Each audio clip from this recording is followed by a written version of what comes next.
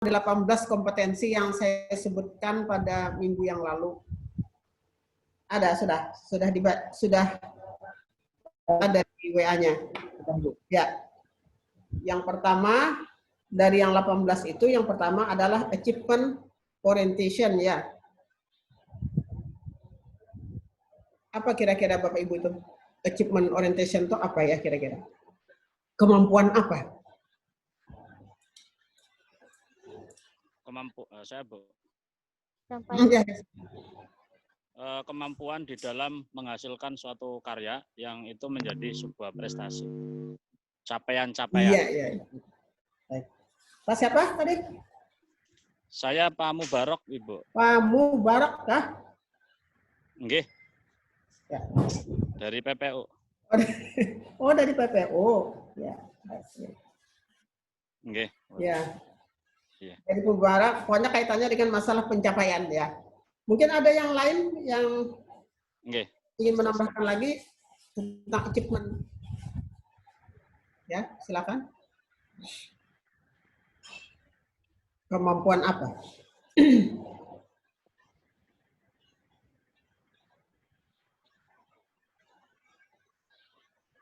Dari Ibu ada? Jadi kompetensi yang secara umum dari 18 itu adalah kemampuan melakukan pekerjaan itu berorientasi pada pencapaian.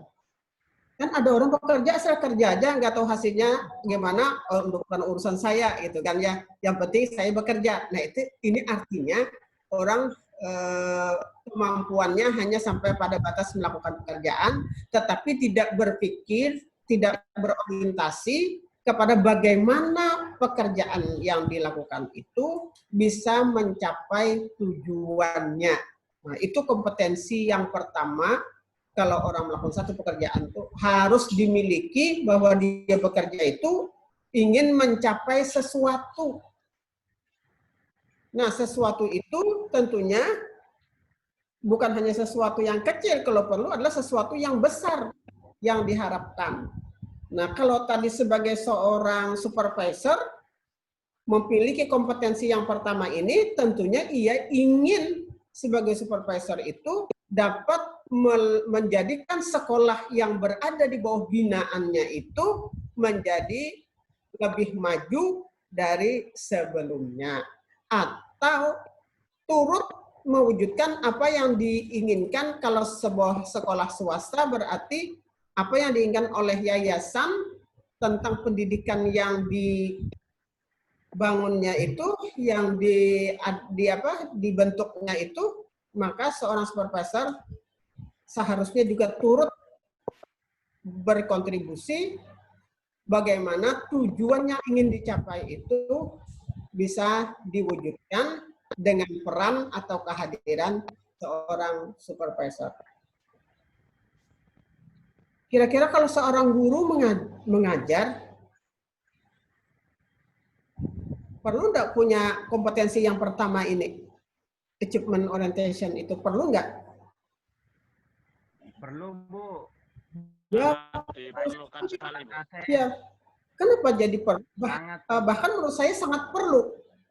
Kenapa? Karena guru itu penentu kemajuan sebuah pendidikan dan sebuah negara itu, maju mundurnya sebuah negara itu, antara lain yang berperan itu adalah pendidikan. Nah, di pendidikan ini yang berperan itu adalah guru. Di atasnya guru ada kepala sekolah, kemudian ada pengawas atas. Jadi seorang supervisor harus punya kemampuan dalam rangka punya kemampuan berpikir bagaimana ke depannya itu sebuah organisasi itu bisa tercapai tujuannya. Kemudian yang kedua, berpikir. Apa tuh Bapak Ibu yang kedua? Analytical thinking. Nah, itu Berpikir analitis. Berpikir artinya, karena tadi bicaranya adalah tentang 18 kompetensi, berarti kemampuan berpikir secara analitik. Jadi artinya berpikir secara analitik itu adalah kalau berpikir mempunyai kekuatan menganalisa sesuatu, bisa menghubungkan antara satu kejadian dengan kejadian yang lain punya ada hubungan gitulah setelah dilakukan analisa. Nah karena itu biasanya kalau di penelitian-penelitian terkait dengan apakah itu skripsi, apakah tesis, apakah disertasi, itu biasanya kalau di perguruan tinggi umum itu melakukan tesis atau disertasinya itu biasanya pakai hubungan gitu ya, hubungan antara variabel A, variabel B dengan apa begitu ya. Jadi itu mereka, jadi ternyata apa sih sebenarnya menurut saya membuat sebuah karya ilmiah itu tentang hubungan atau pengaruh. Oh ternyata setelah dijalani, kita dengan membuat karya ilmiah seperti itu akan mengembangkan pemikiran kita ketika kita melihat sesuatu permasalahan itu tidak hanya melihat kepada permasalahannya itu saja, tapi kita kemudian bisa menghubungkan dengan hal-hal yang lain yang kemungkinan besar mempengaruhi munculnya sesuatu itu. Kalau ada misalnya guru demo gitu ya, guru demo, itu kan pasti dicari tuh, dianalisa dari mana nih asalnya, lalu dicari dari siapa nih yang punya idenya ini, kemudian adanya demo itu kan bisa dicari setelah kemampuan menganalisa kejadian-kejadian yang real di lapangan. Nah, itu kemampuan analisa. Jadi kemampuan melakukan berpikir secara analitik itu. Mungkin ada yang lain yang ingin menanggapi atau menambah atau memperjelas lagi tentang kemampuan berpikir analitik ya. Kemampuan menyederhanakan sesuatu yang kompleks. Oh begitu. Sesuatu yang kompleks menjadi sederhana. Sudah dipahami. Ya. Nah, yang kedua ini kira-kira diperlukan enggak ya untuk seorang supervisor atau seorang guru atau seorang kepala sekolah? Sangat dibutuhkan. Kalau nggak bisa menganalisa, wah payah ya. Nanti tidak bisa menghubung-hubungkan antara satu, tidak bisa menghubungkan antara satu kejadian dengan kejadian yang lain.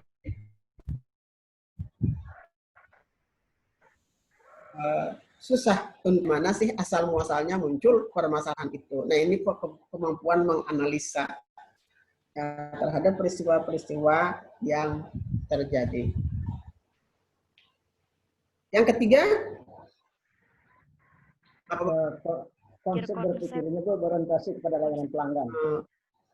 Konsep berpikirnya berorientasi kepada layanan pelanggan. Suatu masalah dengan konsep. Agak putus-putus Pak. Agak putus-putus. Mengerjakan satu masalah dengan menggunakan konsep. Pak Saharil ya? Ya Bu. Kurang jelas saya Pak mendengar. Mengerjakan suatu masalah dengan menggunakan konsep. Suaranya nggak kedengaran. Ya mungkin karena hujan ya. Ya Bu. Jadi ada diperlukan lagi orang untuk kemampuan membuat sebuah konsep. Ya itu tidak semua orang loh punya kemampuan buat konsep. Misalnya tentang bagaimana memotivasi siswa di dalam meraih sebuah prestasi. Nah itu kan perlu ada yang membuat konsepnya bagaimana sih untuk menciptakan sesuatu itu. Nah, kemampuan membuat konsep itu tentunya tidak terlepas dari bantuan, dukungan, literatur-literatur, referensi-referensi, di samping juga suka bertukar pengalaman dengan orang lain agar bisa kemudian dia berpikir di dalam menciptakan sebuah konsep. Nah, ini juga tidak semua orang ahli di dalam membuat sebuah konsep itu. Tapi bisa dengan jalan lain kalau misalnya seorang kepala sekolah atau seorang kepala dinas pendidikan misalnya, dia diberikan tugas sebagai pejabat kepala dinas pendidikan, tapi dia sebenarnya bidang keahliannya bukan di sana, ya, tapi dia ditempatkan di sana. Nah, bagaimana membuat konsep itu? Kan bisa menggunakan konsultan, bisa menggunakan jasa konsultan. Ya.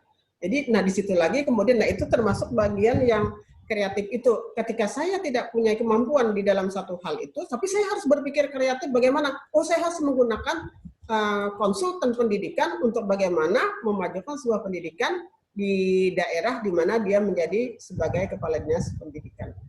Banyak kok orang-orang yang mau memberikan menawarkan jasa-jasa konsultan itu terkait dengan pendidikan.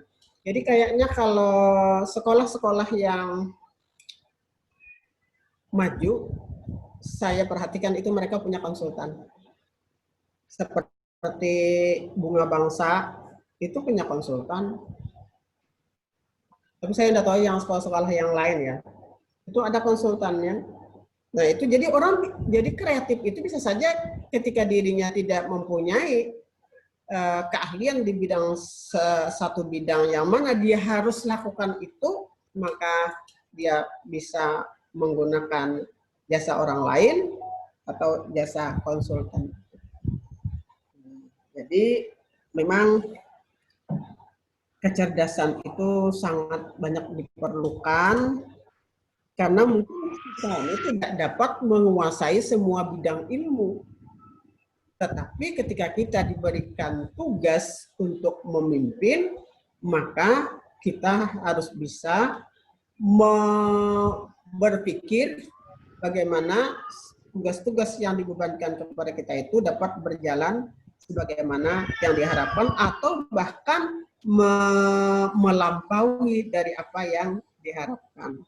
Nah, tetapi dalam hal ini tidak terlepas dari masalah finansial. Menyewa jasa konsultan itu perlu dana ya, yang untuk membayar mereka. Seperti halnya kalau orang berperkara itu menggunakan jasa pengacara. Nah, itu terbantulah bebannya, tetapi kan harus ada kemampuan finansialnya. Nah, tetapi kalau misalnya dalam sebuah sekolah yang belum mampu untuk membayar jasa konsultan seperti itu, tapi kemudian menghadapi persoalan-persoalan yang dia tidak bisa menyelesaikannya sendiri, kira-kira kemana ya? Kalau uangnya banyak, ada kesulitan sedikit, sewa jasa konsultan. Itu hal biasa. Tapi kalau dalam kondisi yang terbatas, tapi kemudian mampu untuk menyelesaikan persoalan itu secara kreatif, itu sesuatu yang luar biasa. Nah, kira-kira Bapak Ibu, kalau sebuah sekolah ingin dimajukan, sekolah binaan itu ingin oleh supervisor memajukannya, sementara kemampuan finansial terbatas, kira-kira apa ya yang harus dilakukan oleh seorang supervisor itu? Berpikir strategis, Ibu, mungkin begitu. Bagaimana strateginya nanti? Bekerja tim dengan baik, timnya ditingkatkan dengan baik, terus mengevaluasi internal dan eksternalnya, dan apa yang dibutuhkan oleh masyarakat.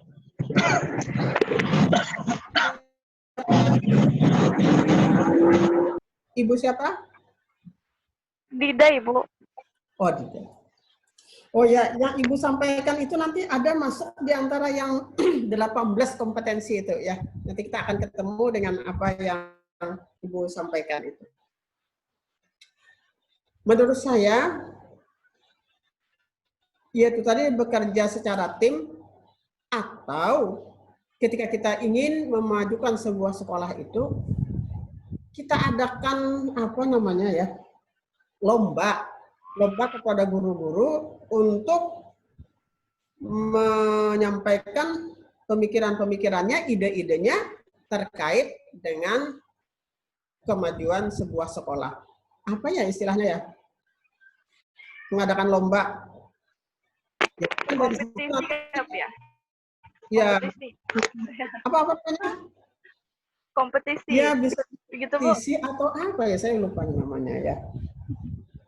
Diadakan tuh nanti kan ada rewardnya kan ya. Nah, dari ada reward itu kan bisa apa namanya memotivasi mereka untuk berlomba melakukan atau menuangkan ide-idenya. Kan orang akan cari nanti referensi-referensi gitu ya untuk kemudian dipresentasikan. Bisa jadi seperti itu. Kalau tadi menyewa konsultan dengan biaya yang mahal, tapi kalau mengadakan lomba-lomba guru ya untuk ide-ide sesuatu ide itu mungkin lebih sederhana biayanya, di samping guru akan muncul kreativitasnya. Nah, itu kompetensi yang ketiga. Baik yang pertama, yang kedua maupun yang ketiga, saya rasa ini perlu dimiliki, ya, perlu dimiliki oleh seorang supervisor, juga sebagai guru, juga sebagai kepala sekolah atau profesi yang lain perlu sampai kepada kompetensi yang ketiga. Yang berikutnya,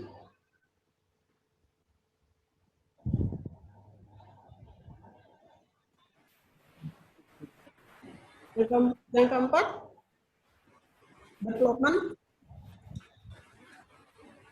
customer service orientation. Bentar. Customer. Oh iya, customer. Saya ya. Apa itu Pak? Customer itu Pak? Berorientasi pada pelayanan customer atau pelanggan. Pelanggan, ya. Jadi harus mempunyai kemampuan atau kompetensi di mana apa namanya pelanggannya merasa puas dengan pelayanan yang diberikan. Nah, kalau dikaitkan tadi dengan pendidikan, memberikan kepuasan kepada hasil atau output dari anak didiknya, maka supervisor melakukan apa itu kepada guru?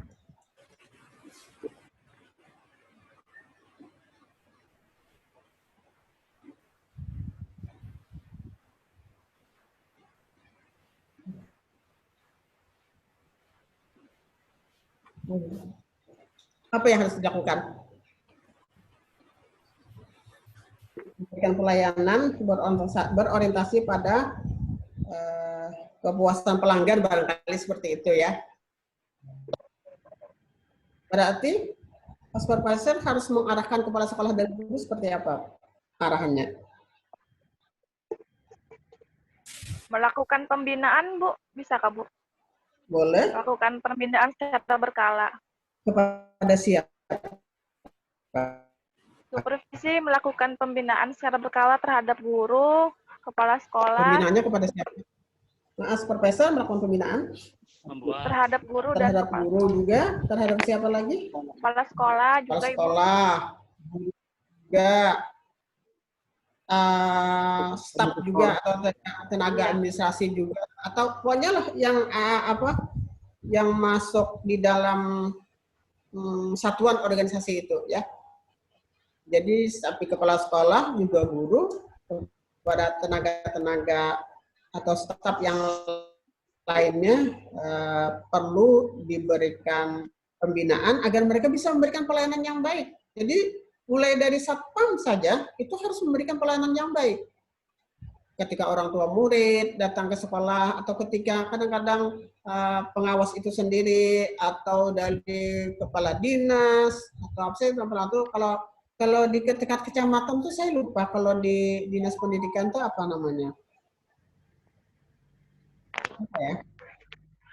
PTD ya. Lupa saya kalau tingkat kecamatan tuh, nah ada apa istilahnya saya lupa. Jadi berikan pelayanan yang baik, yang memuaskan kepada pelanggannya. Kalau ini di bidang pendidikan tadi adalah bagaimana memberikan pelayanan yang baik itu baik kepada para tamunya, kepada stakeholdernya, atau kepada orang tua murid, kepada siswa. Itu sangat penting untuk diberikan pelayanan yang baik. Siswa ketika berurusan, nah itu harus diberikan pelayanan juga yang baik oleh staf yang ada di bagian tenaga administrasi itu. Jadi harus semuanya memberikan. Nah ini juga adalah tugas supervisor. Berarti kalau begitu, ini juga yang keempat ini juga adalah kompetensi yang juga harus dimiliki oleh seorang supervisor itu. Dan kemudian diturunkan kepada semua individu yang ada di dalam lingkungan binaan pengawas itu. Ada yang lain mungkin ingin menambahkan?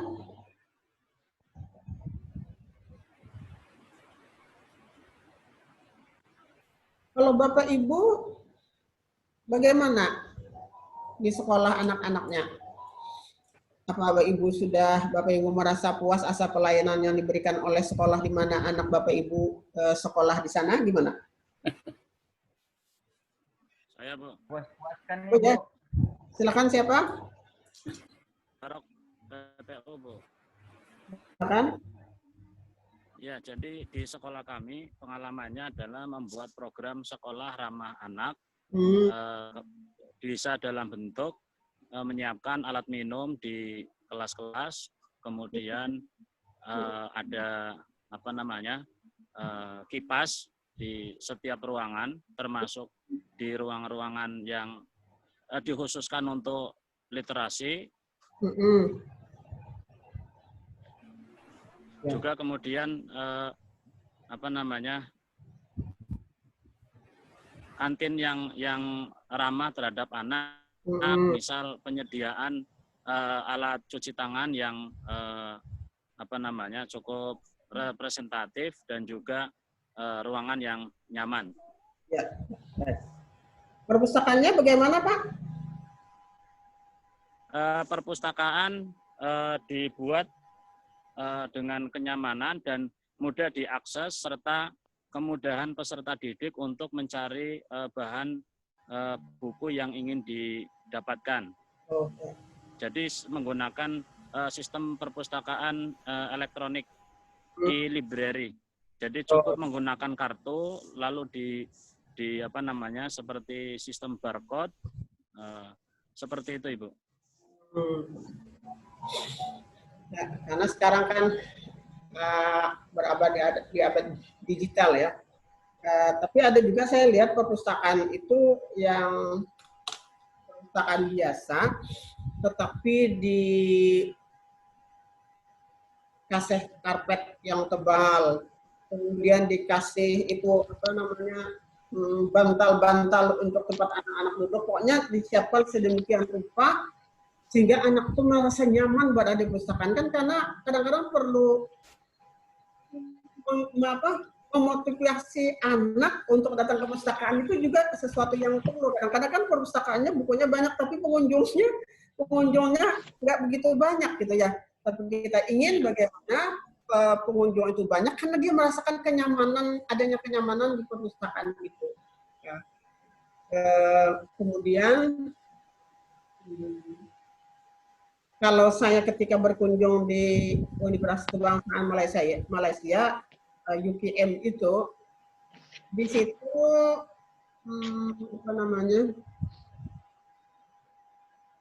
perpustakaannya itu sangat bagus sekali dan menyiapkannya itu waktu kami berkunjung itu tahun 2001, perpustakaan itu sudah disiapkan sarananya itu untuk sampai tahun 2020. Jadi penyiapannya itu di 2000 itu sudah menyiapkan untuk kedepannya itu 2020. Jadi itu orientasinya itu kedepannya itu sangat luar biasa ya. Jadi tidak tanggung-tanggung, makanya memang mungkin Malaysia itu menjadi lebih maju gitu ya pendidikannya. Karena memang kalau kita ke Malaysia itu visinya tentang pendidikan itu dia ingin Malaysia itu menjadi bahasa Malaysia menjadi negara keterhadapan paling tidak di Asia. Artinya apa? Malaysia itu punya pemikiran yang berorientasi ke depan bagaimana Malaysia itu menjadi negara yang lebih unggul dibandingkan negara-negara yang lainnya, khususnya yang berada di Asia. Ada lagi, teman? Nah, kemudian juga di Malaysia itu kreativitas universitasnya bagaimana orang kemudian suka mengunjungi perpustakaan itu dengan mengadakan lomba tulis karya ilmiah dan syaratnya itu harus menggunakan buku-buku UKM itu. Nah, jadi itu salah satu cara. Nah, juga terkait dengan siswa misalnya bukunya sudah tersedia, kemudian sarana juga sudah bagus, tapi kok masih belum begitu banyak peminatnya, maka dibutuhkan adanya kreativitas bagi petugas perpustakaan atau bagi sekolah itu atau bagi kepala sekolah, bagaimana anak kemudian berduyun-duyun datang ke perpustakaan adalah dengan mengadakan lomba, mungkin menulis cerita, atau membuat makalah, syaratnya adalah harus menggunakan buku-buku yang ada di perpustakaan. Seperti itu. Jadi harus ramai dengan pengunjung. Nah, kemudian yang lebih, menurut saya yang lebih hebat lagi, di Griffith University di Brisbane, Australia itu perpustakaannya ada 3 lantai. Lantai pertama perpustakaan itu mahasiswa boleh di sana sambil duduk, sambil baca buku, sambil ngomong, boleh. Kemudian naik ke lantai 2 ada perpustakaan, tapi di situ tidak boleh ngomong kecuali hanya berbisik. Jadi di lantai 2 perpustakaan itu aturannya mahasiswa tidak boleh ngomong dengan suara yang nyaring, tapi hanya berbisik.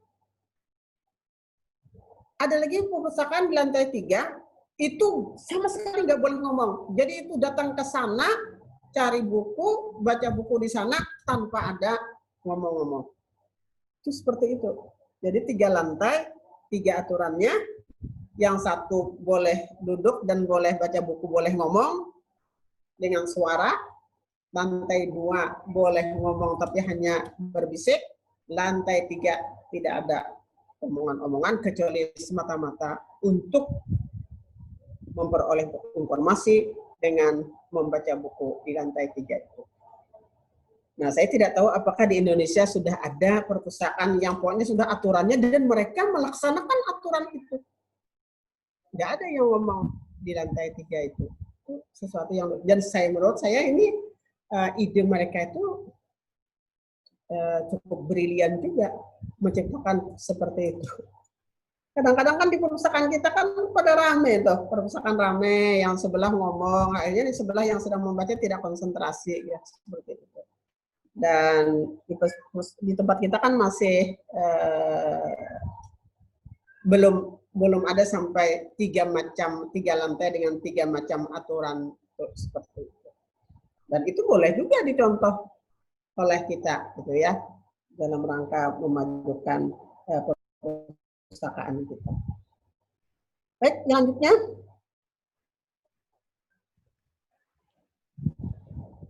Kompetensi selanjutnya. Developing others. others. Developing others. Others.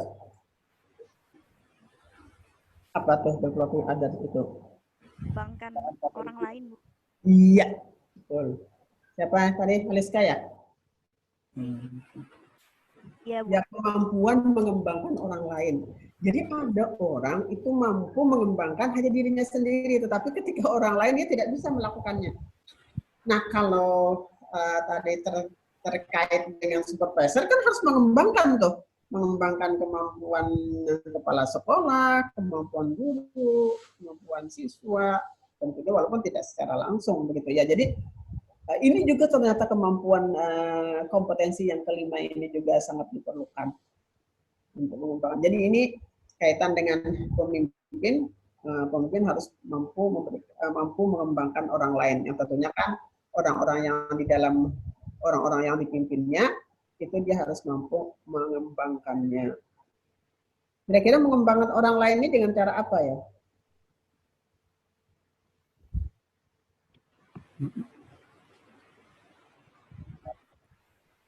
Membimbing, mengajari, melatih, membina, memberi semangat, motivasi,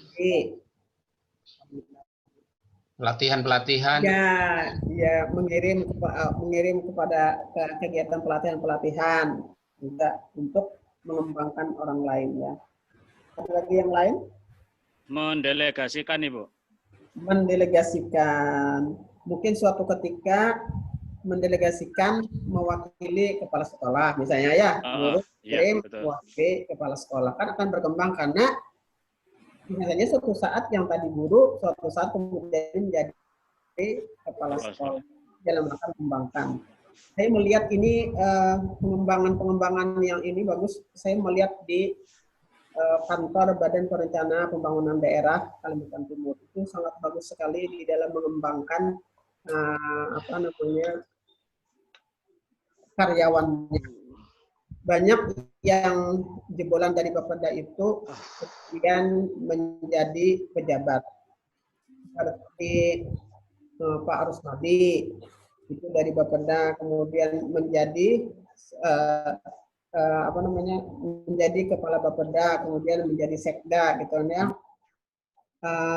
Pak Irianto Lamri itu juga jebolan dari Bapeda Kaltim kemudian menjadi gubernur Kaltara, sempat jadi sekda kemudian menjadi gubernur Kaltara. Kemudian Pak Zairin Zain yang sempat menjadi PLT wali kota dan sekarang menjadi calon wali kota. Nah itu jebolan dari Bapeda. Yang Pak Ismunandar yang beberapa waktu yang lalu menjadi Bupati Kutim itu juga dari Bapeda. Jadi ada kemudian dari Bapeda juga kemudian menjadi kepala dinas perkebunan ada. Jadi di situ saya lihat itu banyak yang mereka yang keluar dari situ itu kemudian kepala dinas menjadi gubernur dan lain sebagainya. Nah itu kan kelihatan tuh bagaimana mereka melakukan bisa mengembangkan orang lain ya.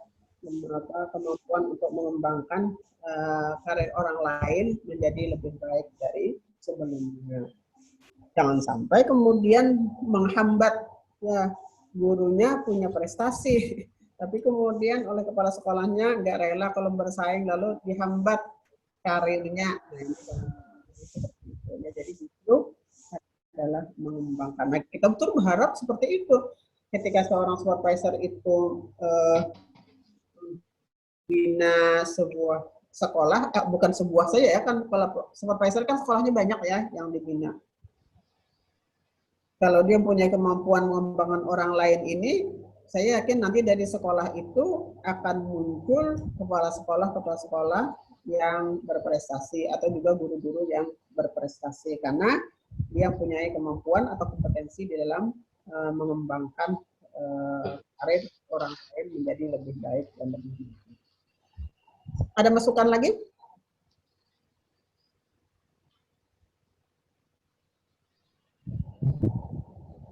Beri kepercayaan mungkin. Ya, betul, memberi kepercayaan. Makanya tadi kalau yang dengan mendelegasikan itu memberikan juga kepercayaan kepada orang yang dibina itu untuk belajar bagaimana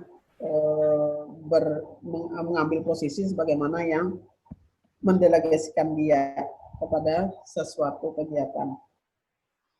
Jadi ya sekali-sekali oleh karena itu saya rasa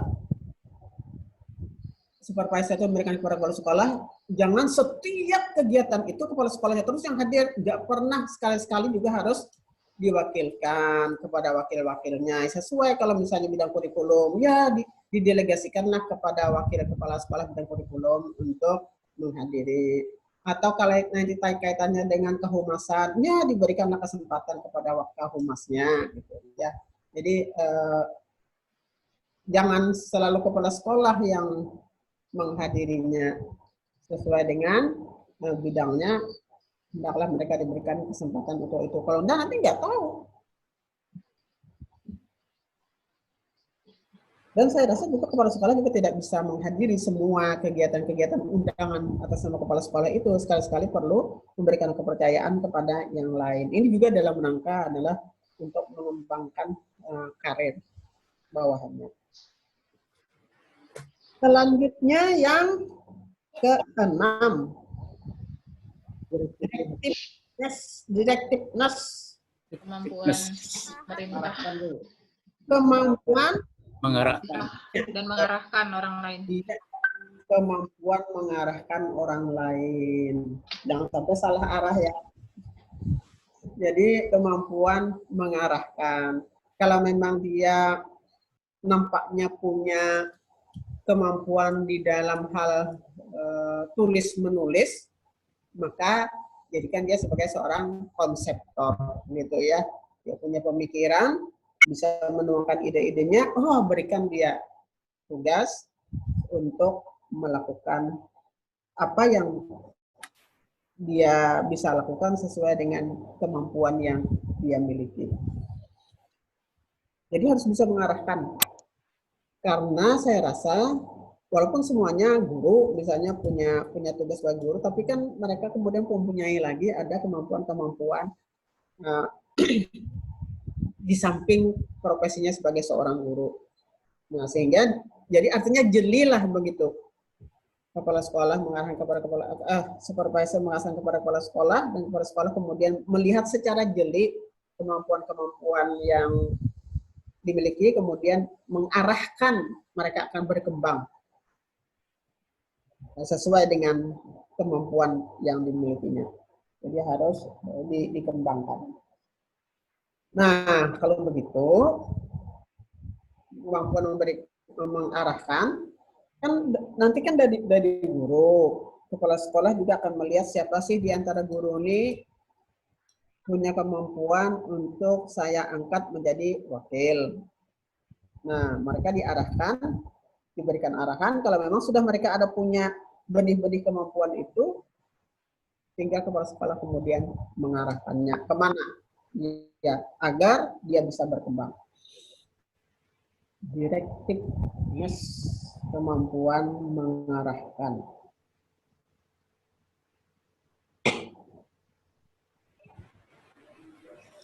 Yang ketujuh, Flexibility.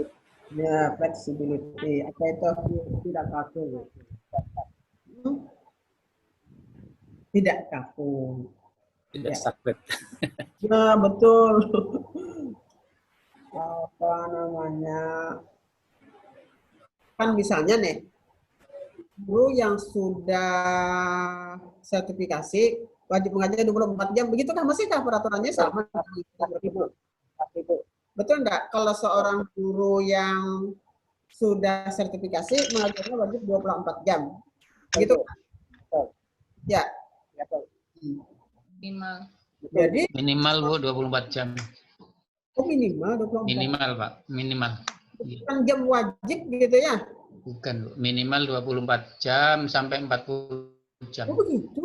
Oh berarti beda Iya. dengan zaman saya tuh dokternya wajibnya 24 jam. Makanya kan kalau kurang dari 24 jam silakan mencari sekolah lain untuk memenuhi itu ya.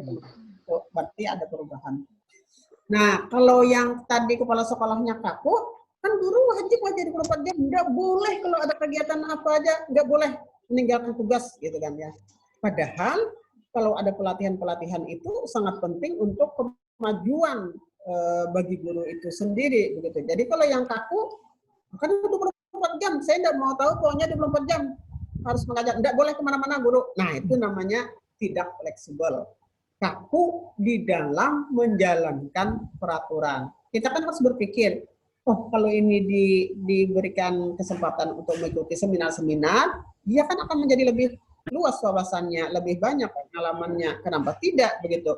Sementara jamnya kan bisa digantikan oleh orang lain sementara waktu, tapi manfaatnya, ilmunya kan lebih manfaat untuk sepanjang masa. Jadi seperti itu. Tapi saya dengar kalau guru itu izinnya berapa ya? Kalau sampai 3 hari, katanya izinnya guru yang sudah sertifikasi itu dipotong berapa? Ada yang tahu? Dipotong ya? Kalau izin mengikuti pelatihan 3 hari. Kan kalau pelatihan kan 3 hari ya? Dipotong sertifikasinya. Dipotong enggak? Iya Bu, dipotong Bu. Cuman berapa persen lupa saya. Memang dipotong tuh. Oh gitu. Karena dana sertifikasi itu kan ada yang memang alokasinya untuk pelatihan, Bu. Oh gitu ya. Jadi Iya. dipotongnya 5% untuk pengembangan itu. Pengembangan diri. Ya. Oh jadi memang artinya setiap bulannya itu memang sudah dipotong lebih dulu atau nanti diserahkan kepada guru itu?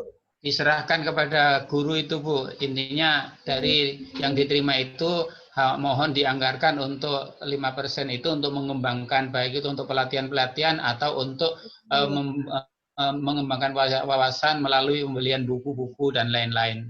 Oh ya, betul. Oh jadi berarti kalau begitu, jadi guru tuh setiap kali menerima sertifikasi itu sisihkan itu 5% gitu ya, pokoknya di sini. Panggilan apa, lalu membiayai sendiri dengan yang 5% itu kan ya? Iya. Oh. Benar. Teorinya seperti itu, Bu. Seperti itu. Harap. Teorinya tuh 100% habis. Katanya apa? Katanya Menteri Agama dulu setelah apa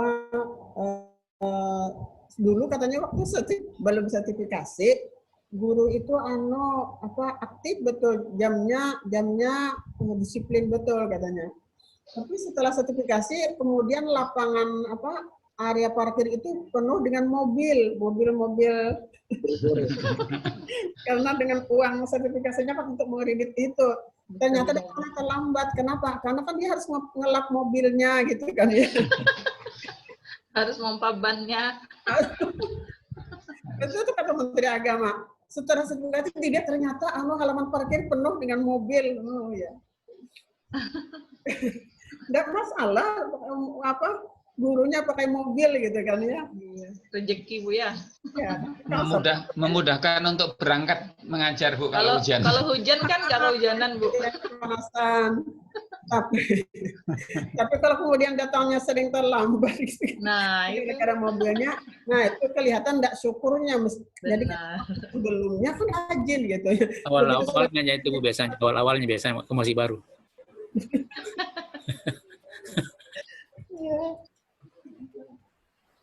Nah, jadi fleksibel artinya memang kalau kaku susah untuk berkembang ya. Nah itu kan perlu orang yang bijaksana, orang yang memiliki hati yang bijaksana untuk kemudian bisa mengambil keputusan-keputusan yang berdampak positif bagi organisasi di mana dia berada. Jadi fleksibel. Yang selanjutnya Impact, impact. Apa yang ke-8 ini kemampuan apa ya? mempengaruhi. Oh ya. Ya betul. Jadi kemampuan mempengaruhi orang lain itu penting. Penting gitu, ternyata penting juga bagi semua kita ya. Kemampuan pengaruh orang. Ketika kita ada ide-ide atau satu konsep di mana kita ingin memajukan sekolah itu, lembaga pendidikan itu, atau tempat kerja itu, kan kita harus ada ide ya, menawarkan ide.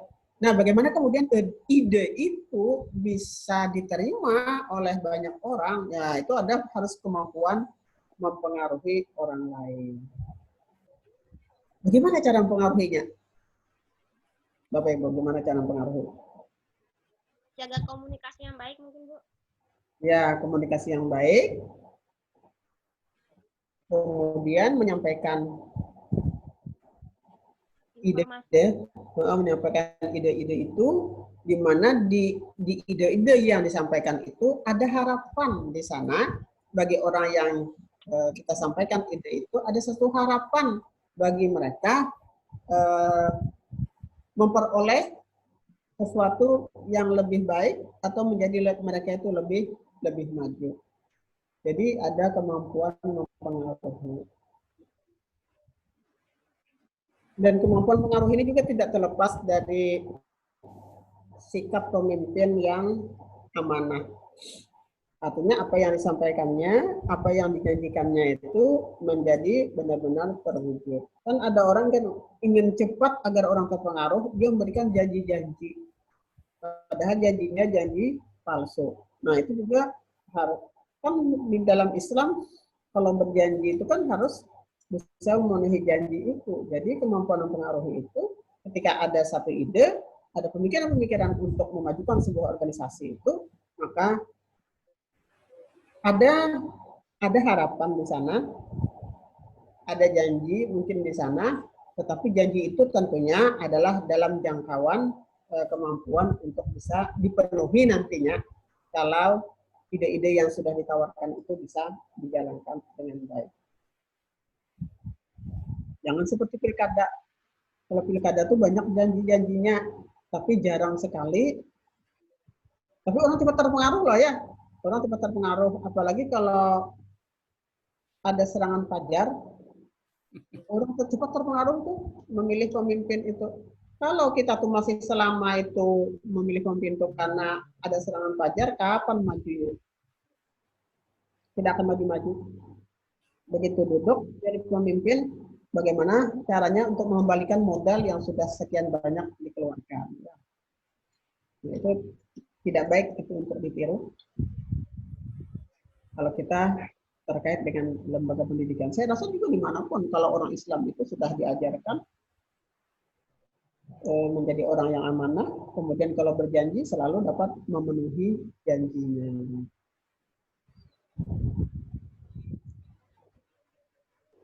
Saya punya teman guru. Guru ini bagus orangnya. Kemudian dia ikutan diklat kepala sekolah selama 2 bulan. Kemudian dia memang orangnya sudah baik, orangnya jujur, orangnya tawadhu, pintar gitu ya, mau kerja keras.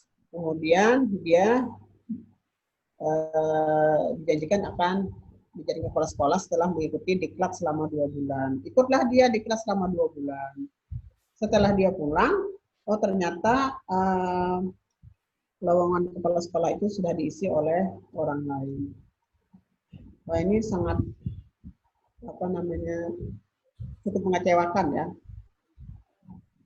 bagi orang yang diberi janji itu. Akhirnya dia berpindah ke lembaga, karena ini kebetulan swasta ya, guru honor. Akhirnya dia berpindah ke lembaga pendidikan lain. Barulah setelah orang pindah, baru menawari lagi, ayo kembali ke sekolah. Nah ini kan sesuatu yang tidak patut untuk dicontoh seperti itu. Kalau orang disiapkan untuk menjadi pimpinan, kemudian sudah didiklatkan, ya penuhilah janji itu gitu kan rugi jadinya sudah mendiklatkan selama 2 bulan, memberangkatkannya, pakai tiket pesawatnya, biaya hidupnya, begitu pulang tidak dipenuhi janjinya, akhirnya dia diambil oleh orang lain. Itu kan merugikan. Nah, sangat merugikan sebenarnya sebuah lembaga. Dikiranya dia untung gitu ya. Ya mungkin karena posisi kepala sekolah di sekolah itu cukup menjanjikan, sehingga mungkin ada perebutan, ada kompetisi yang tidak sehat, sehingga yang dipilih, yang diangkat menjadi kepala sekolah berikutnya bukan orang yang memang benar-benar mau berjuang, mau bekerja untuk kemajuan sebuah sekolah itu. Nah sekarang Bapak itu sudah jadi kepala sekolah di sekolah yang lain, baru 1 tahun dia membina sekolah itu, sudah mulai maju, sudah kelihatan kemajuan dari sekolah yang baru dia pimpin.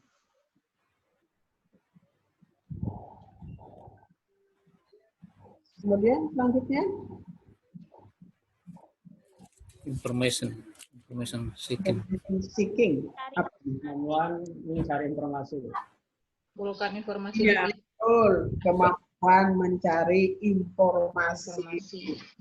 Nah, kita ini kan sekarang berada di abad informasi. Ya, jadi harus rajin cari-cari informasi. Jadi kemampuan mencari informasi. Karena setiap hari itu selalu ada hal-hal baru. Apakah informasi melewati baca buku, lihat internet, atau cari informasi pada orang lain, dan lain sebagainya. Harus punya juga kemampuan itu.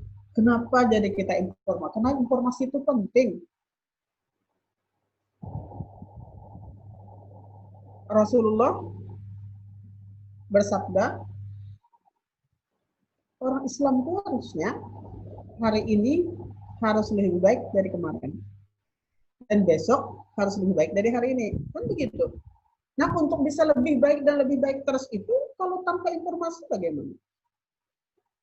Jadi kita harus selalu, karena abad ini adalah abad informasi, maka informasi itu sangat kita butuhkan untuk ide-ide yang akan kita munculkan dengan adanya berbagai macam informasi. Tetapi tentunya juga terhadap informasi itu harus selektif ya, menerima informasi itu.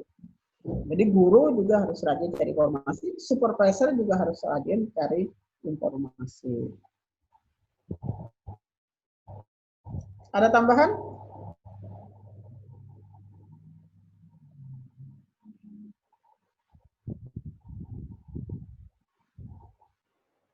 Yang ke-10? Inisiatifnya. Inisiatif.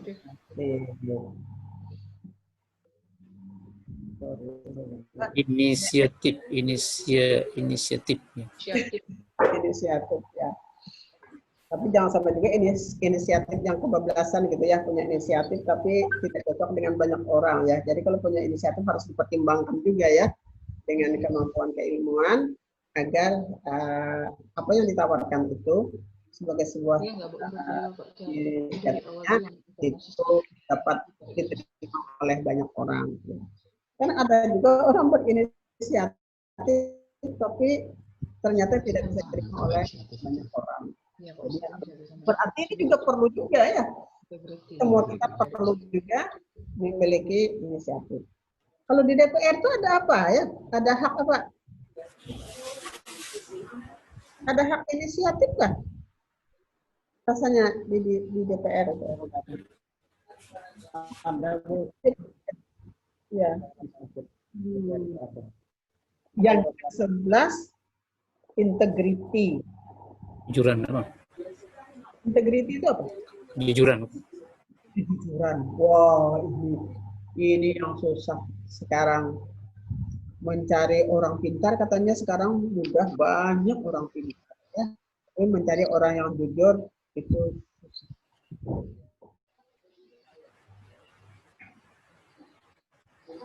karena banyak orang tidak jujur, sehingga kalau ada orang jujur itu biasanya disisihkan ya.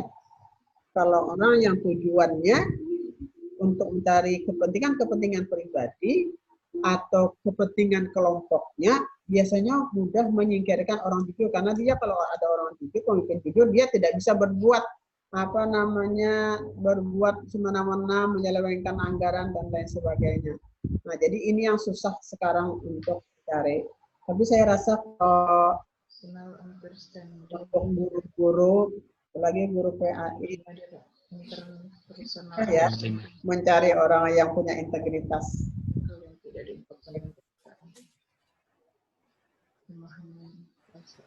Mungkin ada masukan terkait dengan integritas.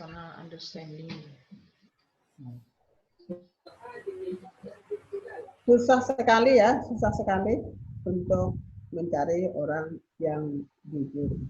Dan kalau sudah di dalam sebuah lembaga tempat kerja itu satu aja yang nggak jujur, itu bisa merusak kepada yang lain. Nah, karena itu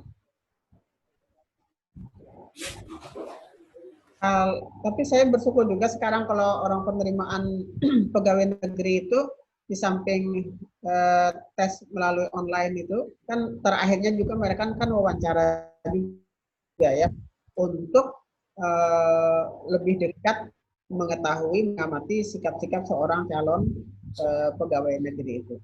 Kan sempat juga tuh ada penerimaan pegawai itu tidak ada wawancara, pokoknya langsung saja siapa yang mampu menjawab dengan nilai yang sudah tertinggi itu lulus gitu. Padahal begitu lulus keluar SK-nya ternyata dalam hal integritasnya kurang bisa dipertanggungjawabkan. Nah, tapi saya bersyukur sekarang itu terakhirnya, walaupun kan kalau orang mau jadi pegawai sekarang tuh 10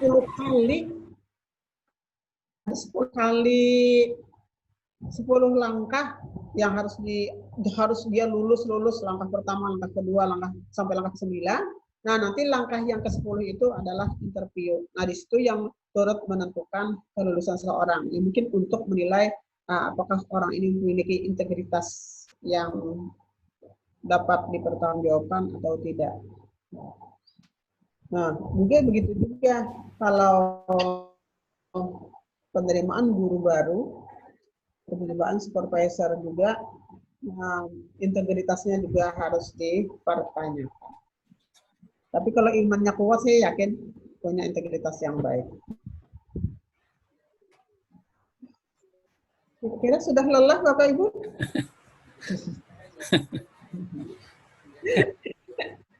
Kalau lelah, Pak, nyanyi dulu.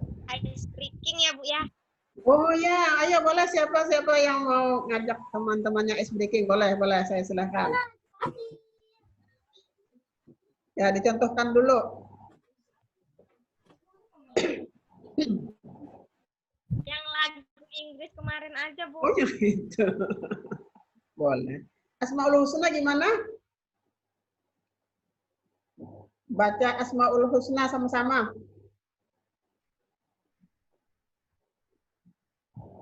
Hafal. Asmaul Husna. Hafal. Ayo, mari Bapak Ibu. Saya yakin semuanya pasti hafal nih. Ya, kita mulai. Bismillahirrahmanirrahim. Nas'aluka ya man huwallahul ladzi la ilaha illa huwar rahmanur rahim al-malikul quddus as-salamul mu'minul muhaiminul azizul al-mutakabbirul khaliqul bari'ul musawwirul waffarul qahharul wahhabur razzaqul fattahul alim al-qabidul basitul qabidul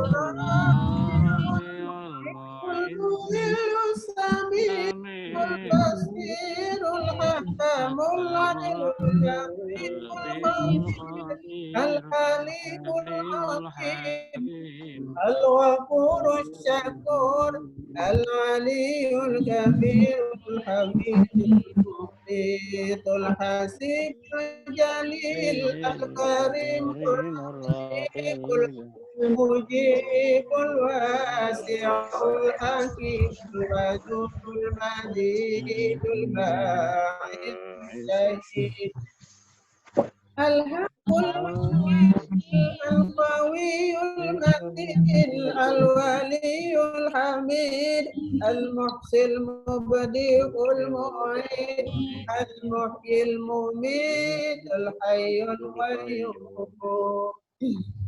Al-Wahid, Al-Wahid, Al-Wahid,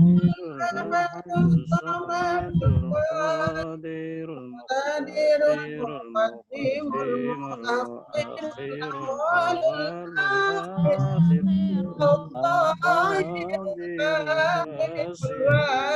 Al-Ta'alil Barut Tawwab, Al-Taqimul Ghafur, Ra'ufu Malikul Mulki Dzul Jalali wal Ikram, Al-Muqsitul Jami'ul Wasi'ul Nuril Mani'un, Qaharun Nafi'un Nurul Hadil Badi'ul Baqi, Al-Wahidul Rasidus Saburul Ladzi laisa kamitslihi syai'un.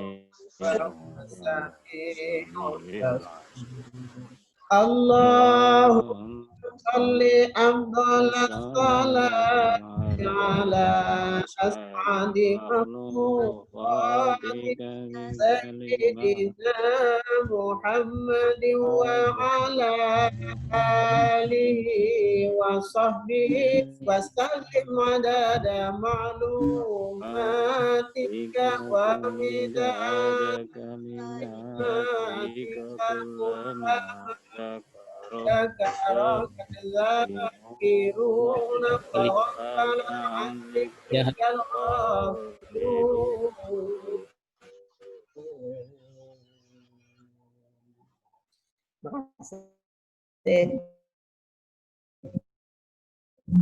Masya Allah. Tepuk tangan.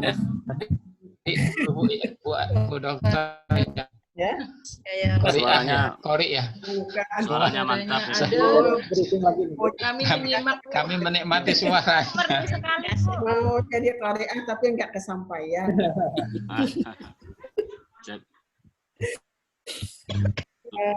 Luar biasa Ibu Bu Anji. Biasa aja. Yang ke-12. Interpersonal understanding. Kemampuan memahami orang lain ya. Ya, jadi kemampuan untuk mengerti, mendengar pikiran, Orang lain. perasaan, masalah orang lain. Jadi banyak nih. Jadi tadi ya, mengerti tentang orang lain, mau mendengar tentang orang lain, mempunyai mengerti pikiran orang lain, mengerti perasaan orang lain, mengerti masalah orang lain. Nah, ini panjang nih yang ke-12 ini. Kan ada orang kadang-kadang hanya bisa mengukur dirinya sendiri. Sehingga kalau ada misalnya guru nggak memenuhi kewajibannya, kemudian langsung dimarah-marahi. Padahal mungkin guru itu punya permasalahan yang mungkin dia tidak bisa mengutarakan secara secara terus terang tentang permasalahannya, sehingga diperlukan kemampuan komunikasi interpersonal itu. Apa sih yang dihadapi? Sama juga kan murid ya. Murid itu kan kadang-kadang dia punya juga permasalahan, sehingga tampilannya sebagai seorang siswa itu kayaknya seperti siswa yang tidak mau mengikuti aturan-aturan yang ada di sekolah. Padahal sebenarnya siswa itu punya permasalahan sendiri.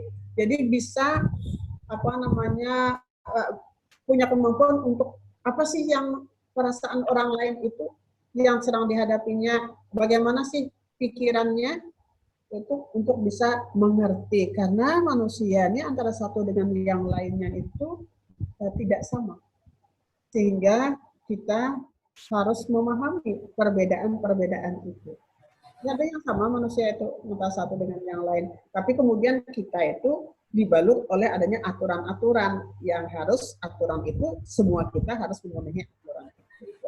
Tetapi ketika aturan itu tidak bisa terpenuhi, ya seorang pemimpin tidak boleh harus langsung marah gitu ya, tapi harus diteliti apa sih sebenarnya yang sedang dihadapi oleh siswa. Kan ada cerita tuh. Ada seorang siswa ketika diadakan razia di kelasnya, siswa itu, saya lihat baca di WA, siswa itu memegang tasnya tuh erat-erat. Dia tidak mau diperiksa, tidak mau dirazia di sekolah itu. Sampai kemudian siswa itu menangis karena dia tidak mau tasnya itu dibuka. Akhirnya siswa itu dibawa ke ruang kepala sekolah.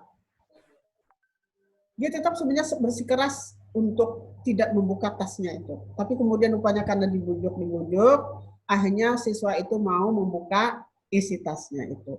Ternyata apa? Apa Bapak Ibu? Mungkin Bapak Ibu juga ada nerima WA yang tentang anak yang tidak mau dibuka tasnya sampai dia menangis. Ternyata apa? Begitu dibuka tas itu, ternyata di dalam tas itu adalah potongan-potongan makanan roti yang sisa-sisa dari teman-temannya makan ketika teman-temannya berbelanja. Sisa-sisa dari makanan yang sudah tidak termakan lagi oleh teman-temannya itu kemudian diambil oleh anak itu, siswa itu dimasukkannya ke dalam tas untuk dibawanya pulang, karena di rumah juga ada adiknya yang menunggu untuk mendapatkan makanan. Wah, ini sesuatu yang luar biasa. Dikira tadi anak ini mencurigakan jangan-jangan ada barang-barang terlarang gitu di dalam tasnya. Bukan. Karena anak itu sangat malu kalau sampai dia ketahuan oleh teman-temannya, dia memungut makanan-makanan sisa dari teman-temannya itu. Nah, jadi itu perlu juga guru paham situ. Jadi bisa memahami perasaan orang lain. Nah, untuk bisa tahu perasaan orang lain kan perlu komunikasi interpersonal itu. Jadi orang harus cerdas juga dalam komunikasi interpersonal. Biasanya juga masalah komunikasi interpersonal ini biasanya dipakai salah satu variabel dalam penelitian. Apakah itu S1, apakah S2, apakah S3, biasanya merupakan salah satu variabel tentang kemampuan atau kompetensi komunikasi interpersonal itu. Ada tambahan?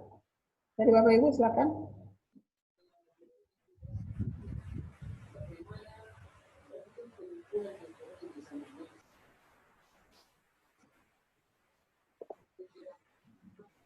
Ini sebenarnya ada bukunya, cuma saya kemarin itu karena bukunya itu tebal, nggak tahu berapa senti, sehingga waktu difotokopi itu nggak bisa terfotokopi semuanya dan hasilnya juga tidak baik. Nah, sehingga makanya hanya bisa dipoto seperti ini ya, karena terlalu tebal dan tulisannya kecil.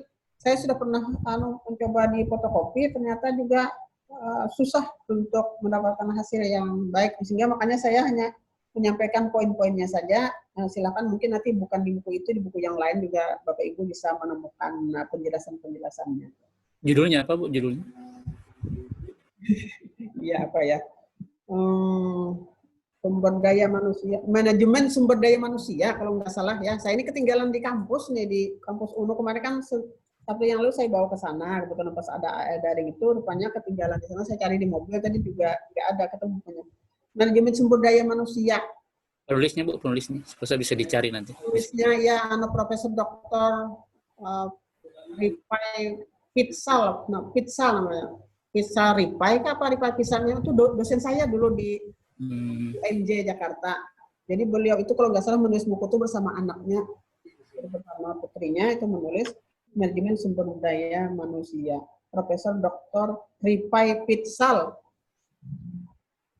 Dan itu bukunya itu ada CD-nya sekaligus. Jadi kalau materinya mau buka materi, ringkasan materi yang di buku itu ada di CD-nya itu. Jadi kalau beli buku itu pasti ada di dalamnya CD. Saya juga nggak tahu lagi CD-nya itu ada di mana, saya lupa. Kalau ada CD-nya sebenarnya bisa di copy. Tapi saya nggak ketemu itu di mana.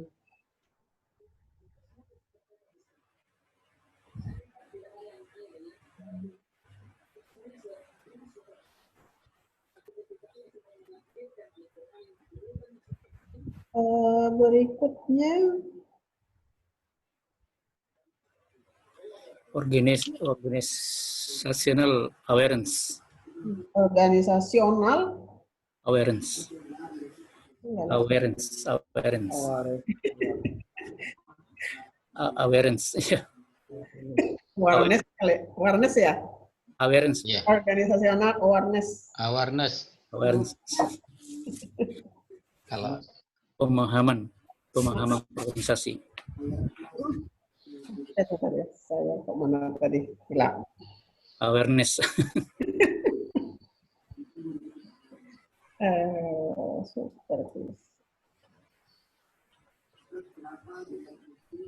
Awareness, kemampuan dalam memahami dan perasaan pemimpin.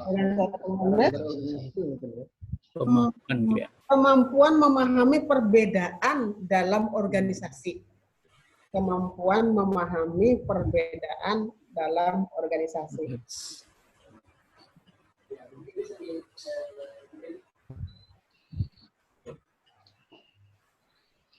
Nah, kan organisasi itu kan sebuah kumpulan orang-orang yang saling berinteraksi kan gitu ya. Pasti setiap orang itu berbeda, dan yang sama. Jadi kalau dihubungkan dengan ilmu tauhid, sifat yang wajib bagi Allah itu yang keempat itu mukhalafatul lil hawadis, bahwa Allah itu berbeda dengan ciptaannya. Untuk melihat itu kan kita disuruh melihat alam semesta, khususnya kepada manusia itu nggak ada yang sama, kita itu berbeda, sudah Allah kemukakan itu memang kita tuh berbeda. Itu sebagai mazhar atau penampakan Allah bahwa Allah itu tidak sama dengan yang lain, gitu ya. Buktinya adalah kita melihat kepada ciptaan Allah itu seperti kita manusia itu tidak ada yang sama. Sekalipun anak kembar itu juga tidak sama. Nah, jadi kita harus punya kemampuan di dalam memahami perbedaan itu terhadap orang-orang yang ada di dalam organisasi di mana kita bergabung di dalamnya. Nah, perbedaan ini harus dipahami dan bagaimana kemudian menyatukan orang yang berbeda itu untuk mencapai sebuah tujuan organisasi. Jadi perlu menghargai perbedaan itu karena memang itu sudah ciptaan Allah, berbeda, kita diciptakannya. Oleh karena itu kalau berbeda jangan kemudian menyamakan antara satu dengan yang lain. Jangan menyamakan antara dirinya dengan orang lain harus sama dengan dirinya, nggak bisa mengukur orang lain dengan baju sendiri. Ya.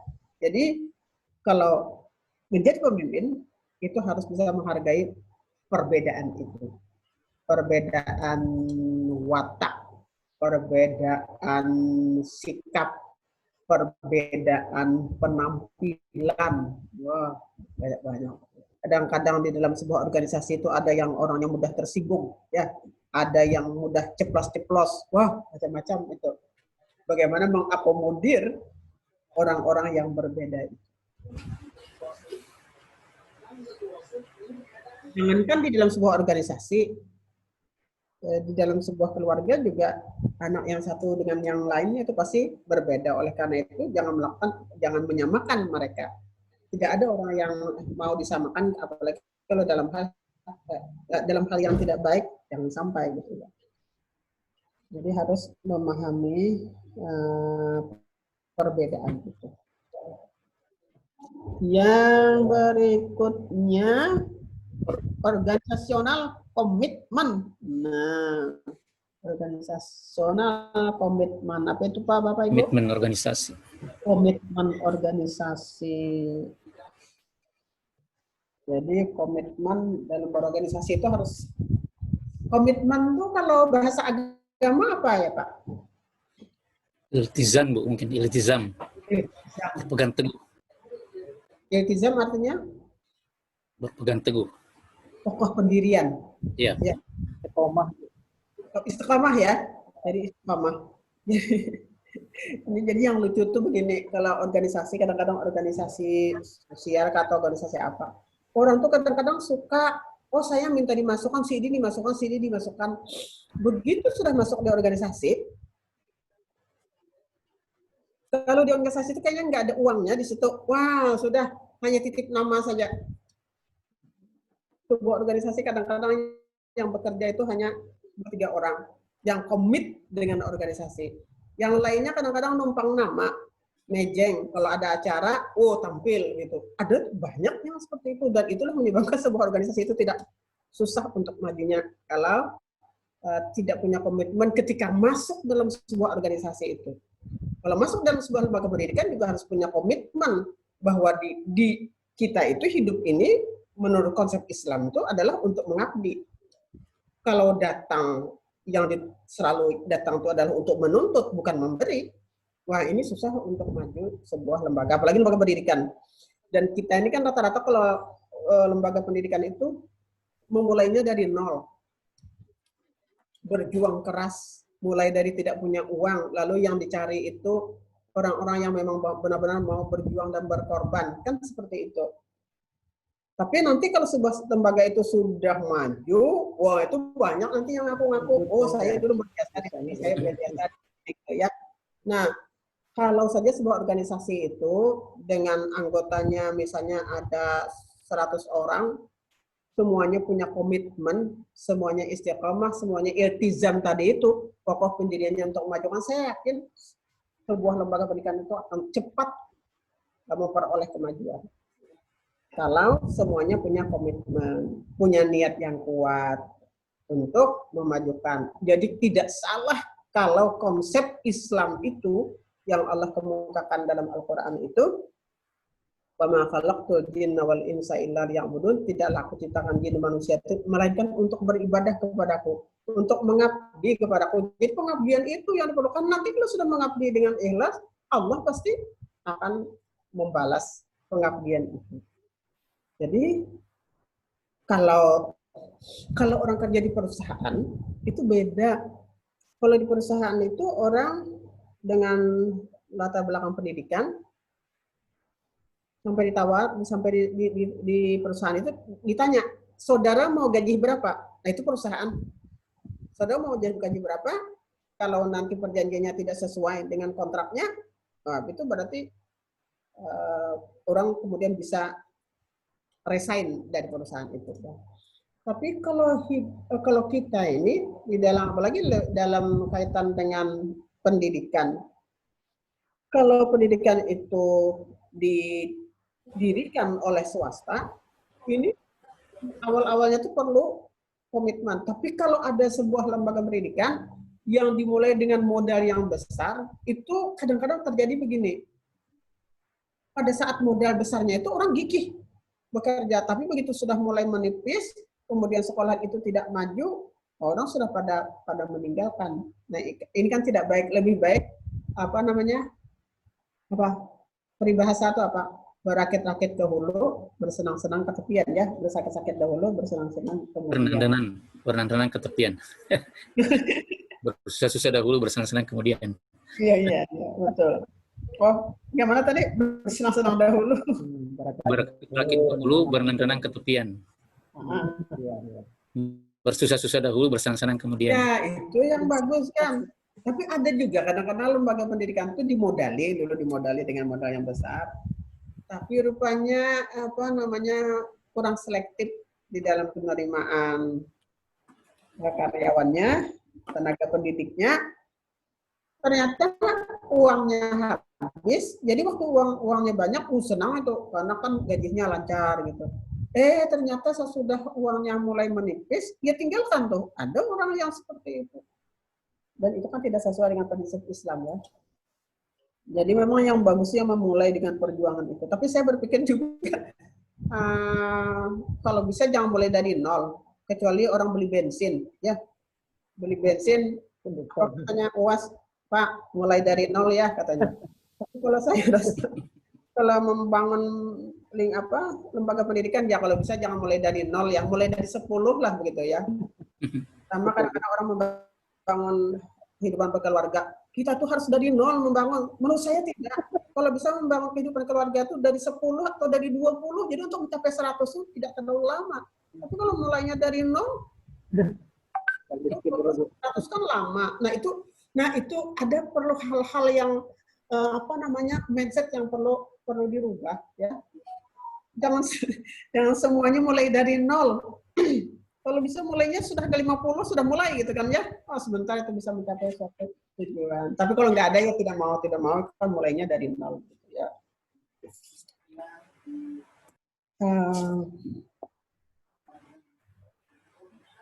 Tinggal 6 menit lagi ya.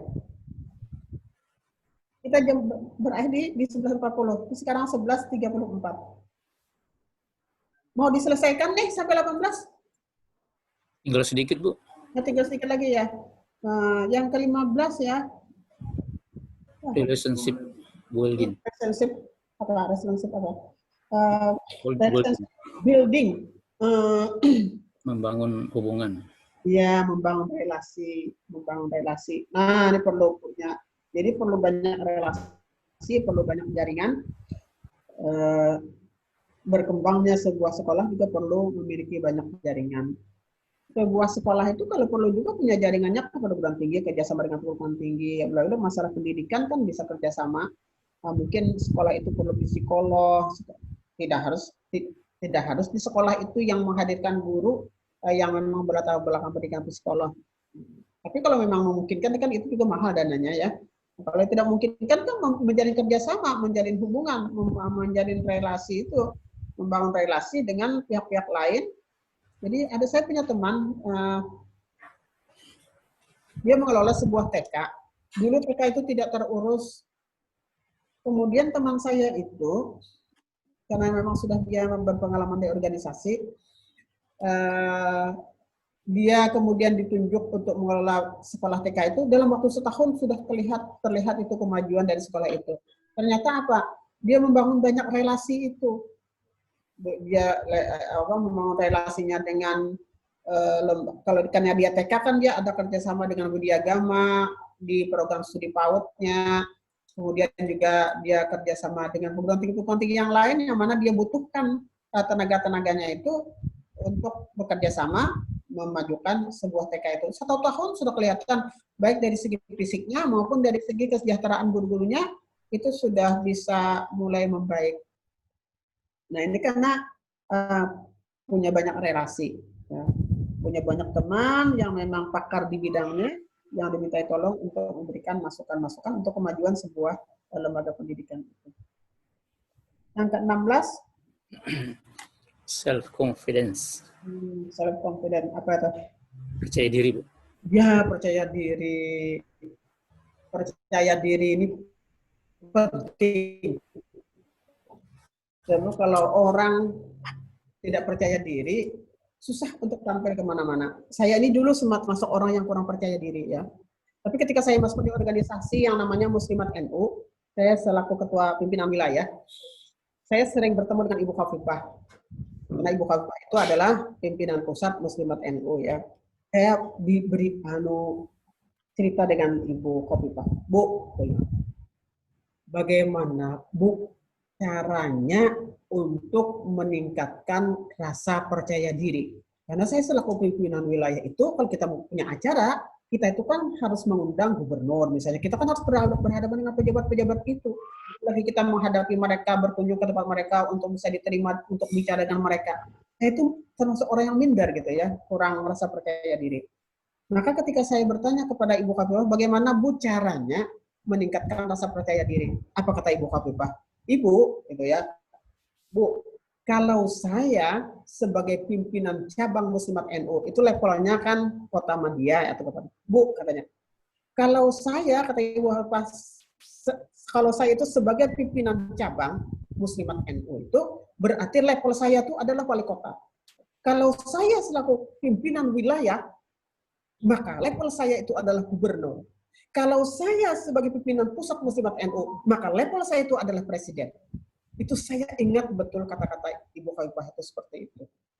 Ternyata ya betul, karena sebuah organisasi yang kita pimpin levelnya itu provinsi, kita akan selalu berkomunikasi, itu jaringan itu adalah pemerintah provinsi, nah, dengan gubernur, dengan wakil gubernur dan lain sebagainya. Bagaimana kita kemudian berkomunikasi dengan beliau-beliau itu ketika kita ada acara, bagaimana kemudian beliau bisa mensupport kegiatan-kegiatan kita, itu harus ada rasa percaya diri ketika tampil meyakinkan beliau-beliau itu tentang organisasi yang kita pimpin.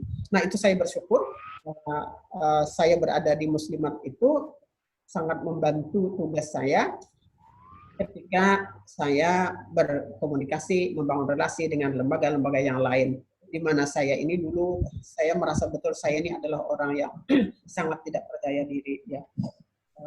Tapi berkat berorganisasi itu, sehingga saya berlatih di sana, berlatih bagaimana bisa bicara. Padahal saya ketika masuk di organisasi itu, saya sama sekali tidak bisa berbicara di tingkat nasional itu. Hingga saya dimarahi waktu itu oleh penasihat kami itu, Ibu Haja Nur Asikin almarhumah, yang beliau itu pimpinan pondok pesantren. Pada saat itu beliau lah hadir di acara Kongres Muslimat di tahun 95 itu. Saya tidak bisa berbicara ketika itu, karena saya tidak tahu bicara apa. Saya kemudian dimarahi sehingga saya memaksa diri saya untuk bisa berbicara di tingkat nasional itu. Dan alhamdulillah terbiasa juga pada akhirnya gitu. Jadi karena apa? Istilahnya Allah bisa karena biasa ya. Nah, itu seperti jadi rasa percaya diri itu penting. Yang ke-17 ada lagi. Tim leadership. Tim leadership adalah keinginan untuk mengambil peran sebagai pemimpin dalam suatu kelompok. Nah, jadi kemampuan Mimpin. Kemampuan untuk mengambil peran sebagai pemimpin dalam suatu kelompok. Jadi ada kemampuan, ada kompetensi itu, ya, kemampuan kompetensi itu. Yang terakhir adalah teamwork and cooperation, adalah kemampuan bekerja dalam tim dan bekerja sama. Jadi kemampuan bekerja dalam tim dan juga kemampuan bekerja sama dengan tim tersebut. Sampai 18, mudah-mudahan ini bermanfaat. Sebenarnya saya tadi ingin menambahkan tentang masalah bonus demografi, ya, yang katanya nanti tahun 2030 kah? Nah, angkatan kerja kita akan berjumlah 35 juta, di mana itu dikatakan bonus kalau pendidikan output dari pendidikan kita itu mumpuni. Tapi kalau tidak akan menjadi musibah bagi bangsa ini. Nah, sebenarnya itu terkait juga nanti dengan tugas, mungkin akan kita bicarakan pagi minggu depan, masalah bonus demografi dikaitkan dengan bagaimana seorang supervisor dapat memotivasi anak-anak didik itu agar nanti lahir menjadi orang-orang yang punya kemampuan di bidangnya, sehingga menyambut 2022 mulai sudah bonus demografi itu, kita akan mempunyai tenaga kerja yang terampil di bidangnya. Ya. Baik, sampai di sini pertemuan kita. Mohon maaf atas segala kekurangan. Kalau ada hal-hal yang mungkin salah, mohon dimaafkan ya. Tentunya ini karena kekurangan dari wawasan yang saya miliki. Baik, kita tutup bersama-sama dengan membaca doa penutup majelis. Subhanakallahumma wa bihamdika asyhadu an la ilaha illa anta astaghfiruka wa atubu ilaik. Wallahul muwaffiq ila aqwamit thoriq. Wassalamualaikum warahmatullahi wabarakatuh. Terima kasih Bu. Terima kasih Bu Haji. Sama-sama. Terima kasih Bu. Ya, sama-sama. Sangat menginspirasi sekali materinya. Oh begitu. Alhamdulillah. Nanti mudah-mudahan saya nanti ketemu bukunya nanti mungkin ketinggalan di kampus sana ya. Nanti saya fotokopikan